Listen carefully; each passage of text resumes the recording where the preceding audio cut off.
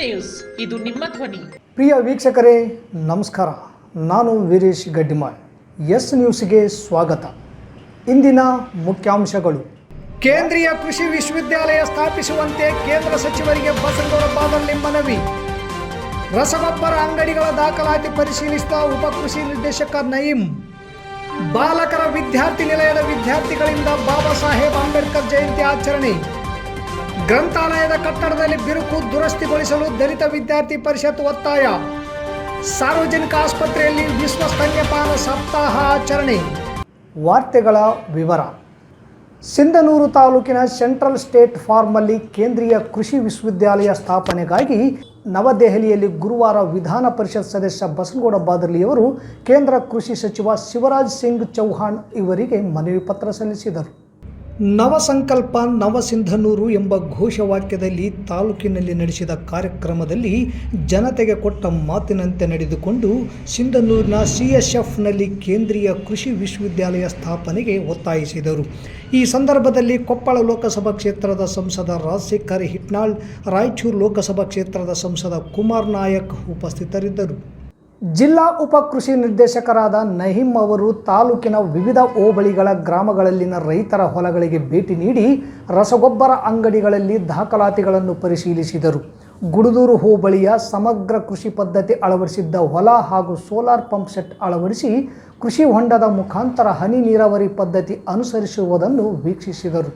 ನಂತರ ರಾಷ್ಟ್ರೀಯ ಆಹಾರ ಭದ್ರತೆ ಅಭಿಯಾನದಡಿ ಸಾಲು ಬಿತ್ತನೆಯಲ್ಲಿ ಬಿತ್ತಿದ ತೊಗರಿ, ಸಜ್ಜೆ ಪ್ರಾತ್ಯಕ್ಷಿಕೆಗಳನ್ನು ವೀಕ್ಷಿಸಿ ರೈತರೊಂದಿಗೆ ಸಂವಾದ ನಡೆಸಿ ನಂತರ ಬಸಾಪುರ ಈಜೆ ಗ್ರಾಮದಲ್ಲಿ ನೇರ ಕೂರಿಗೆ ಬಿತ್ತನೆ ಭತ್ತದ ತಾಕುಗಳು ಹಾಗೂ ಅಲ್ಲಿಯ ಭತ್ತದ ಸಸಿಮಡಿ ತಯಾರಿಕೆ ಹಾಗೂ ನಾಟಿ ಕಾರ್ಯದ ತಾಕುಗಳಿಗೆ ಭೇಟಿ ನೀಡಿ ಅನೇಕ ರೈತರಿಂದ ವಿಷಯ ಸಂಗ್ರಹಿಸಿದರು.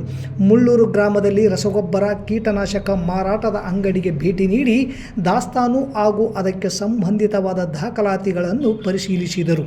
ಈ ಸಂದರ್ಭದಲ್ಲಿ ತಾಲೂಕಿನ ಸಹಾಯಕ ಕೃಷಿ ನಿರ್ದೇಶಕ ನಜೀರ್ ಅಹಮದ್, ಗುಡದೂರು ರೈತ ಸಂಪರ್ಕ ಕೇಂದ್ರದ ಕೃಷಿ ಅಧಿಕಾರಿ ಅನ್ನಪೂರ್ಣ, ಕುನ್ನಟಗಿ ರೈತ ಸಂಪರ್ಕ ಕೇಂದ್ರದ ಕೃಷಿ ಅಧಿಕಾರಿ ವಿನೋದ್ ಕುಮಾರ್, ರೈತರು ಸೇರಿದಂತೆ ಅನೇಕ ಸಿಬ್ಬಂದಿ ವರ್ಗದವರು ಉಪಸ್ಥಿತರಿದ್ದರು. ಏಪ್ರಿಲ್ 14ರಂದು ಆಚರಿಸಬೇಕಿದ್ದ ಅಂಬೇಡ್ಕರ್ ಜಯಂತಿ ಲೋಕಸಭಾ ಚುನಾವಣೆ ಹಿನ್ನೆಲೆಯಲ್ಲಿ ನೀತಿ ಸಂಹಿತೆ ಜಾರಿಯಾಗಿದ್ದರಿಂದ ಆಗಸ್ಟ್ 1 ಗುರುವಾರ ಮೆಟ್ರಿಕ್ ನಂತರದ ಬಾಲಕರ ವಿದ್ಯಾರ್ಥಿ ನಿಲಯದ ವಿದ್ಯಾರ್ಥಿಗಳಿಂದ ಡಾಕ್ಟರ್ BR ಅಂಬೇಡ್ಕರ್ ಅವರ ಜಯಂತಿಯನ್ನು ವಿಜೃಂಭಣೆಯಿಂದ ಆಚರಣೆ ಮಾಡಲಾಯಿತು.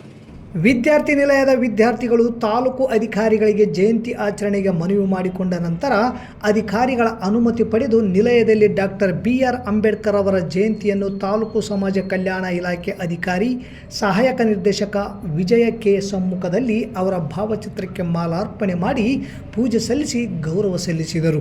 ತಾಲೂಕು ಕ್ರೀಡಾಂಗಣದಿಂದ ನಗರದ ಎಲ್ಲ ನಿಲಯದ ವಿದ್ಯಾರ್ಥಿನಿಯರ ಸಮ್ಮುಖದಲ್ಲಿ ಬಾಬಾ ಸಾಹೇಬ್ ಅಂಬೇಡ್ಕರ್ ಅವರ ಭಾವಚಿತ್ರ, ನಗರದ ಕುಷ್ಟಗಿ ಮುಖ್ಯ ರಸ್ತೆಯ ಮೂಲಕ ಹೊರಟ ಮೆರವಣಿಗೆ ಬಾಬು ಜಗಜ್ಜೀವನ್ ರಾಮ್ ವೃತ್ತ, ಬಸವೇಶ್ವರ ವೃತ್ತ, ಬಸ್ ನಿಲ್ದಾಣದ ಮಾರ್ಗವಾಗಿ ತಾಲೂಕು ಪಂಚಾಯಿತಿ ಆವರಣದಲ್ಲಿನ ಉದ್ಯಾನವನದಲ್ಲಿ ಬಾಬಾ ಸಾಹೇಬ್ ಅಂಬೇಡ್ಕರ್ ಅವರ ಪುತ್ಥಳಿಗೆ ಮಾಲಾರ್ಪಣೆ ಮಾಡಿ ನಂತರ ಗಾಂಧಿ ವೃತ್ತ, ವಾಲ್ಮೀಕಿ ವೃತ್ತ, ಕನಕದಾಸ ವೃತ್ತ, ಚೆನ್ನಮ್ಮ ಸರ್ಕಲ್ನಿಂದ PWD ಕ್ಯಾಂಪಿನ ಅಂಬೇಡ್ಕರ್ ಸರ್ಕಲ್ವರೆಗೆ ತೆರಳಿ ಅವರ ಪುತ್ಥಳಿಗೆ ಮಾಲಾರ್ಪಣೆ ಮಾಡಿದರು.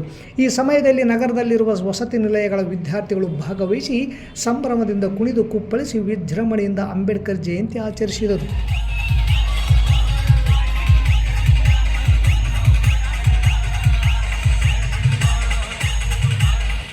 ಸಿಂಧನೂರು ನಗರದ ಪಂಡಿತ್ ಪುಟ್ಟರಾಜ್ ಗವಾಯಿ ಉದ್ಯಾನವನದ ಪಕ್ಕದಲ್ಲಿರುವ ಗ್ರಂಥಾಲಯವನ್ನು ತಕ್ಷಣದಲ್ಲಿ ಸ್ಥಳಾಂತರ ಮಾಡಲಾಗಿದೆ. ಕಾರಣ, ಈಗಿರುವ ಗ್ರಂಥಾಲಯವು ಬಿರುಕು ಬಿಟ್ಟಿರುವುದು ಕೂಡ ಅಷ್ಟೇ ಸತ್ಯವಾಗಿದೆ. ಆದರೆ ಸ್ಥಳೀಯರ ಹಾಗೂ ವಿದ್ಯಾರ್ಥಿಗಳ ಆರೋಪದ ಪ್ರಕಾರ ಈ ಕಟ್ಟಡವು ಕೇವಲ 10 ರಿಂದ 12 ವರ್ಷಗಳ ಹಿಂದೆ ಮಾತ್ರ ನಿರ್ಮಾಣ ಮಾಡಲಾಗಿದೆ. ಆದರೂ ಇಷ್ಟು ಬೇಗನೆ ಕಟ್ಟಡ ಬಿರುಕು ಬಿಟ್ಟಿರುವುದು ಅಧಿಕಾರಿಗಳ ದಿವ್ಯ ನಿರ್ಲಕ್ಷ್ಯಕ್ಕೆ ಕಾರಣವಾಗಿದೆ ಎಂದು ದಲಿತ ವಿದ್ಯಾರ್ಥಿ ಪರಿಷತ್ ಜಿಲ್ಲಾ ಸಂಚಾಲಕ ಮೌನೇಶ್ ಜಾಲವಾಡಿಗೆ ಆರೋಪ ಮಾಡಿದರು. ನಗರದ IB ಪಕ್ಕದಲ್ಲಿರುವ ಗ್ರಂಥಾಲಯದಿಂದ ತಹಸೀಲ್ದಾರ್ ಕಚೇರಿವರೆಗೂ ಪ್ರತಿಭಟನೆ ನಡೆಸಿ ಗ್ರೇಡ್ 2 ತಹಸೀಲ್ದಾರರ ಮೂಲಕ ರಾಯಚೂರಿನ ಮುಖ್ಯ ಗ್ರಂಥಾಲಯದ ಅಧಿಕಾರಿಗಳಿಗೆ ಮನವಿ ಸಲ್ಲಿಸಿ ಮಾತನಾಡಿದ ಅವರು, ವಿದ್ಯಾರ್ಥಿ ಯುವಜನರ ಸಮೂಹವನ್ನು ಶೈಕ್ಷಣಿಕವಾಗಿ ಮೇಲೆತ್ತುವ ಉದ್ದೇಶದಿಂದ ಸರ್ಕಾರವು ಹಲವಾರು ಯೋಜನೆಗಳನ್ನು ಜಾರಿಗೊಳಿಸಿದೆ. ಶೈಕ್ಷಣಿಕ ವಿಷಯಕ್ಕೆ ಹೆಚ್ಚಿನ ಮಹತ್ವ ಕೊಟ್ಟು ಸಾಕಾರಗೊಳಿಸುತ್ತಿದ್ದರೂ ಕೂಡ ಸರ್ಕಾರದ ಈ ಯೋಜನೆಗಳು ವಿದ್ಯಾರ್ಥಿ ಯುವ ಸಮೂಹದ ಜನರಿಗೆ ತಲುಪುವಲ್ಲಿ ವಿಫಲವಾಗುತ್ತಿವೆ ಎಂದು ಆಕ್ರೋಶ ವ್ಯಕ್ತಪಡಿಸಿದರು. ಜೊತೆಗೆ ಇವತ್ತು ಹೊರಡಿಸಿರುವ ಆದೇಶವು ವಿದ್ಯಾರ್ಥಿಗಳಿಗೆ ಸಂಕಷ್ಟಕ್ಕೆ ಈಡಾಗುವಂತೆ ಮಾಡಿದ್ದು, ಕೂಡಲೇ ಮೇಲಾಧಿಕಾರಿಗಳು ಈಗಿರುವ ಗ್ರಂಥಾಲಯವನ್ನು ನಗರದಲ್ಲಿಯೇ ಮುಂದುವರಿಸಲು ಪರ್ಯಾಯ ವ್ಯವಸ್ಥೆ ಮಾಡಿಕೊಡಬೇಕು ಮತ್ತು ಕೂಡಲೇ ಬಿರುಕು ಬಿಟ್ಟಿರುವ ಕಟ್ಟಡವನ್ನು ದುರಸ್ತಿ ಮಾಡಿ ವಿದ್ಯಾರ್ಥಿ ಯುವ ಜನರಿಗೆ ಅನುಕೂಲ ಮಾಡಿಕೊಡಬೇಕು ಹಾಗೂ ಸಂಬಂಧಪಟ್ಟ ಇಲಾಖೆಯಿಂದ ಕಟ್ಟಡ ಗುಣಮಟ್ಟ ಪರೀಕ್ಷೆ ಮಾಡಿ ತಪ್ಪಿತಸ್ಥರ ವಿರುದ್ಧ ಕೂಡಲೇ ಕ್ರಮ ಕೈಗೊಳ್ಳಬೇಕು ಎಂದರು. ಇಲ್ಲದೆ ಹೋದರೆ ದಲಿತ ವಿದ್ಯಾರ್ಥಿ ಪರಿಷತ್ ಸಮಿತಿ ಮುಂದಿನ ದಿನಗಳಲ್ಲಿ ಉಗ್ರವಾದ ಹೋರಾಟವನ್ನು ಹಮ್ಮಿಕೊಳ್ಳುವುದು ಅನಿವಾರ್ಯ ಎಂದು ಎಚ್ಚರಿಕೆ ನೀಡಿದರು. ಈ ಸಂದರ್ಭದಲ್ಲಿ ತಾಲೂಕು ಸಂಚಾಲಕ ದುರ್ಗೇಶ್ ಕಲ್ಮಂಗಿ, ಮೌನೇಶ್ ತುಗ್ಗಲದಿನ್ನಿ, ಅಪ್ಪು ಕುಮಾರ್, ಹನುಮಂತ ಗಚ್ಚಿನಮನಿ, ಬೀರಪ್ಪ, ಮಂಜುನಾಥ್ ಅರಳಹಳ್ಳಿ, ಶಿವರಾಮೇಶ್, ಗಂಗಾಧರ್ ಅಮರಾಪುರ್, ಆಪ್ರಿನ್, ಅನು, ಮುದಿಯಮ್ಮ, ಮಂಜುಳಾ, ರೇಖಾ, ಮಲ್ಲಮ್ಮ, ಹುಲಿಗೆಮ್ಮ, ಶಾರದಾ, ತಸ್ಲಿನ್, ಅಂಕಿತಾ ಸೇರಿದಂತೆ ಹಲವಾರು ವಿದ್ಯಾರ್ಥಿಗಳು ಪಾಲ್ಗೊಂಡಿದ್ದರು. ಹಲವಾರು ಯೋಜನೆಗಳು ವಿದ್ಯಾರ್ಥಿ ಜನರು ಕೈ ಸೇರದೆ ವಿದ್ಯಾರ್ಥಿ ಜನರು ಆತಂಕದಲ್ಲಿ ಸಂಕಷ್ಟಕ್ಕೀಡಾಗಿರುವಂತಹ ಹಲವಾರು ಕಾರಣಗಳನ್ನ ಹಲವಾರು ಸಂಕಷ್ಟಗಳನ್ನ ಎದುರಿಸ್ತಿರುವಂಥದ್ದನ್ನು ನೋಡೋದು ಕೂಡ ಇವತ್ತು ಕಾಣ್ತಾ ಇದೆ. ಅದರ ಭಾಗವಾಗಿ ಸಿಂಧನೂರಿನಲ್ಲಿ ಏನು ಇವತ್ತು ನಗರ ಗ್ರಂಥಾಲಯದಲ್ಲಿ ಓದ್ತಿರುವಂಥ ವಿದ್ಯಾರ್ಥಿಗಳಿಗೆ ಏನು ಕೂಡಲೇ ಅನ್ಯಾಯ ಆಗಿದೆ. ತಕ್ಷಣವಾದಂಥ ಅನ್ಯಾಯ ಏನಪ್ಪ ಅಂತಂದ್ರೆ ಏನು ಅಲ್ಲಿ ನಗರ ಗ್ರಂಥಾಲಯ ಬಿರುಕು ಬಿಟ್ಟಿದೆ. ಆ ಬಿರುಕು ಬಿಟ್ಟಿರುವಂಥ ಗ್ರಂಥಾಲಯ ಅದನ್ನ ಕೂಡಲೇ ಅದು ಏನು ನಗರದ ಪಿಡಬ್ಲ್ಯೂಡಿ ಸ್ಥಳದಲ್ಲಿರುವಂಥ ಗ್ರಂಥಾಲಯಕ್ಕೆ ಶಿಫ್ಟ್ ಮಾಡಲಾಗಿದೆ. ಅಲ್ಲಿ ಹೋದಂಥ ವಿದ್ಯಾರ್ಥಿಗಳೆಲ್ಲರೂ ಅಲ್ಲಿ ಹೋಗಿ ಓದಬೇಕಂತೇಳಿ ಏನು ಆದೇಶವನ್ನ ಕೇಂದ್ರ ಗ್ರಂಥಾಲಯ ಅಧಿಕಾರಿಗಳು ರಾಯಚೂರು ಅವರಿಂದ ಕೂಡ ಆದೇಶವನ್ನ ಮಾಡಿ ಇವತ್ತು ಮುಂಜಾನೆ ಬೆಳಗ್ಗೆನೇ ಅದನ್ನ ಆದೇಶ ಪತ್ರವನ್ನು ಅಂಟಿಸಿರೋದು ವಿದ್ಯಾರ್ಥಿಗಳ ಆಕ್ರೋಶಕ್ಕೆ ತಕ್ಷಣವಾಗಿ ಕಾರಣ ಆಗಿರುವಂಥ ಸಂದರ್ಭ ಇದೆ. ಹಾಗಾಗಿ ವಿದ್ಯಾರ್ಥಿ ಜನರು ಮುಗಿಲೆತ್ತಿದ್ದಾರೆ, ಆಕ್ರೋಶಗೊಂಡಿದ್ದಾರೆ. ಏನಂತಂದ್ರೆ ಏನು ಆ ಬಿಲ್ಡಿಂಗ್ ಏನು ಸುಮಾರು 10 ರಿಂದ 12 ವರ್ಷದಿಂದಲೇ ಬಿಲ್ಡಿಂಗ್ ಕಟ್ಟಡ ನಿರ್ಮಾಣ ಆಗಿದೆ. ಆದರೆ 12 ವರ್ಷದಲ್ಲಿ ಬಿಲ್ಡಿಂಗ್ ಎಷ್ಟೊಂದು ಕುಸಿತ ಆಗಿದೆ ಅಥವಾ ಏನೋ ಬಿರುಕು ಬಿಟ್ಟಿದೆ. ಇದು ಇವತ್ತು ಅಧಿಕಾರಿಗಳ ದಿವ್ಯ ನಿರ್ಲಕ್ಷ್ಯದಿಂದ ಈಗ ನಮಗೆ ವಿದ್ಯಾರ್ಥಿ ಜನರಿಗೆ ಅನ್ಯಾಯ ಮಾಡ್ತಾ ಇದ್ದಾರೆ ಅಧಿಕಾರಿಗಳು ಅಂತ ಹೇಳಿ ವಿದ್ಯಾರ್ಥಿಗಳು ಆಕ್ರೋಶಗೊಂಡಿದ್ದಾರೆ. ವಿದ್ಯಾರ್ಥಿ ಜನರೆಲ್ಲರೂ ಒಟ್ಟುಗೂಡಿ ಬೃಹತ್ ಹೋರಾಟವನ್ನು ಮಾಡುವುದು ಕೂಡ ಅನಿವಾರ್ಯ ಅಂತ ಹೇಳಿ ಸಂದರ್ಭದಲ್ಲಿ ತಹಸೀಲ್ದಾರ್ ಮುಖಾಂತರ ಕೇಂದ್ರ ಗ್ರಂಥಾಲಯ ಅಧಿಕಾರಿಗಳಿಗೆ ಮನವಿಯನ್ನು ಸಲ್ಲಿಸಿ ಬಂದಿದ್ದೀವಿ. ಹಾಗಾಗಿ ವಿದ್ಯಾರ್ಥಿ ಜನರ ಈ ಸಮಸ್ಯೆ ಇದೆ, ಬೇಡಿಕೆ ಇದೆ, ಅದನ್ನು ಕೂಡಲೇ ತಾವು ಪರಿಹರಿಸದೆ ಹೋದರೆ ಮುಂದಿನ ದಿನಗಳಲ್ಲಿ ಬೇರೆ ರೀತಿಯಲ್ಲಿ ಹೋರಾಟ ಹಮ್ಮಿಕೊಳ್ತೀವಿ ಅಂತ ಹೇಳಿ ಸಂದರ್ಭದಲ್ಲಿ ಸರ್ಕಾರಕ್ಕೆ ಮತ್ತು ಮೇಲಾಧಿಕಾರಿಗಳು ಎಚ್ಚರಿಕೆ ನೀಡಿದೆ.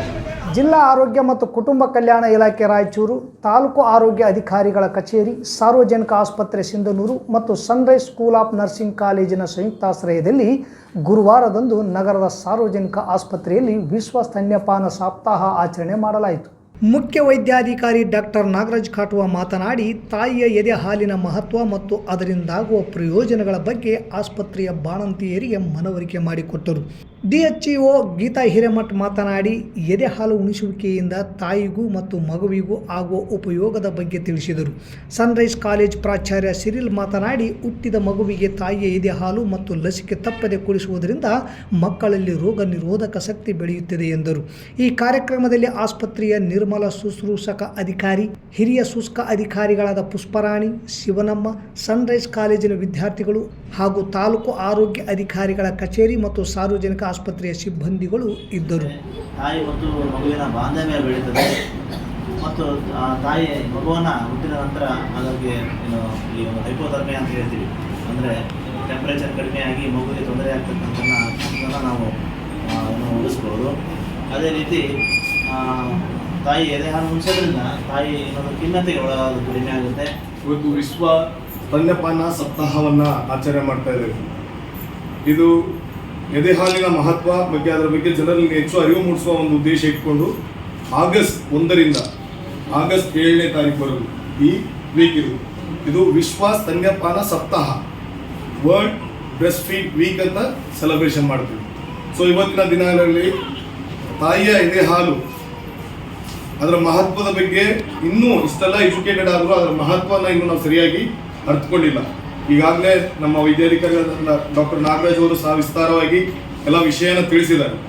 ಸೊ ಒಂದು ಮಗು ಹುಟ್ಟಿದ ತಕ್ಷಣ ಅಲ್ಲಿಂದ ಹಿಡಿದು ಕಂಪ್ಲೀಟ್ 6 ತಿಂಗಳವರೆಗೂ ತಾಯಿಯ ಎದೆಹಾಲನ್ನು ಬಿಟ್ಟು ಮತ್ತೆ ಏನನ್ನೂ ನಾವು ಮಗುವಿಗೆ ಕೊಡುವಂತಿಲ್ಲ. ಸಂಪೂರ್ಣವಾಗಿ ತಾಯಿಯ ಎದೆಹಾಲನ್ನು ಮಾತ್ರ ಕೊಡಬೇಕು. ಒಂದು ಹನಿ ನೀರನ್ನು ಸಹ ನಾವು ಮಗುವಿಗೆ ಕೊಡುವಂಥ ಅವಶ್ಯಕತೆ ಇರೋದಿಲ್ಲ.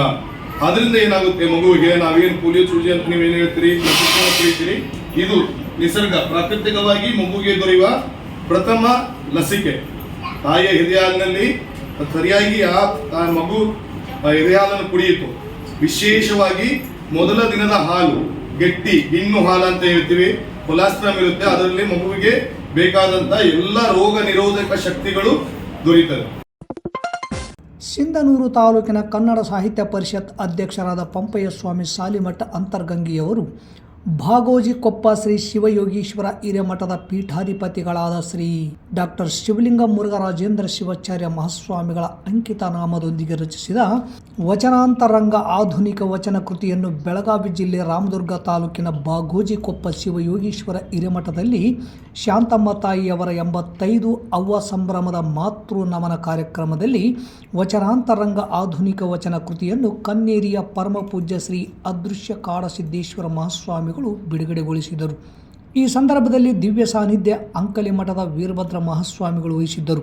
ಹುಕ್ಕೇರಿ ಹಿರೇಮಠದ ಚಂದ್ರಶೇಖರ ಶಿವಾಚಾರ್ಯ ಮಹಾಸ್ವಾಮಿಗಳು, PG ಹುಣಸ್ಯಾಳ್ ಶ್ರೀ ಸಿದ್ಧಲಿಂಗ ಕೈವಲ್ಯಾಶ್ರಮದ ಶ್ರೀ ನಿಜಗುಣದೇವರು, ಬೀರಪ್ಪ ಸಂಬೋಜಿ, ಶರಭಯ್ಯ ಸ್ವಾಮಿ ಹಿರೇಮಠ್, ವೀರೇಶ್ ಶಿವನಗುತ್ತಿ, ಗುರುದೇವ್ ಸ್ವಾಮಿ ಅಸ್ಮಕಲ್, ಪ್ರಶಾಂತ್ ಪುರಾಣಿಕ್ ಮಠ್ ಸೇರಿದಂತೆ ಮತ್ತಿತರರಿದ್ದರು. ಮತ್ತೊಮ್ಮೆ ಮುಖ್ಯಾಂಶಗಳು. ಕೇಂದ್ರೀಯ ಕೃಷಿ ವಿಶ್ವವಿದ್ಯಾಲಯ ಸ್ಥಾಪಿಸುವಂತೆ ಕೇಂದ್ರ ಸಚಿವರಿಗೆ ಬಸನಗೌಡ ಬಾದಳ್ಳಿ ಮನವಿ. ರಸಗೊಬ್ಬರ ಅಂಗಡಿಗಳ ದಾಖಲಾತಿ ಪರಿಶೀಲಿಸಿದ ಉಪ ಕೃಷಿ ನಿರ್ದೇಶಕ ನಯೀಂ.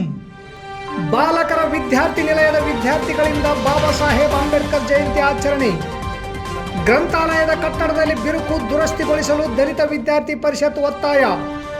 ಸಾರ್ವಜನಿಕ ಆಸ್ಪತ್ರೆಯಲ್ಲಿ ವಿಶ್ವ ಸ್ತನ್ಯಪಾನ ಸಪ್ತಾಹ ಆಚರಣೆ.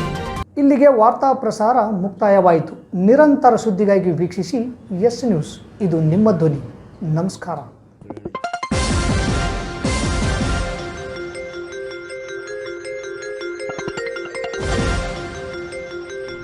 ಎಸ್ ನ್ಯೂಸ್, ಇದು ನಿಮ್ಮ ಧ್ವನಿ.